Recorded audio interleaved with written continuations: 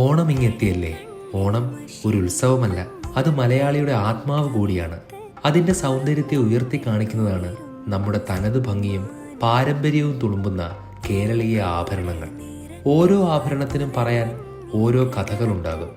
കേരളീയ ആഭരണങ്ങളിൽ ഏറ്റവും തനതായതും പ്രശസ്തമായതുമായ ഒന്നാണ് പാലക്കാമാല. പച്ചപ്പിൻ്റെയും പ്രകൃതിയുടെയും പ്രതീകമാണ് ഈ ആഭരണം. ഇലയുടെ രൂപത്തിലുള്ള ഡിസൈനാണ് ഇതിൻ്റെ പ്രത്യേകത. മനോഹരമായൊരു പാലക്കാമാലയും അതിൻ്റെ സെറ്റായി വരുന്ന കമ്മലുകളും വളകളുമാണ് നിങ്ങളിവിടെ കാണുന്നത്.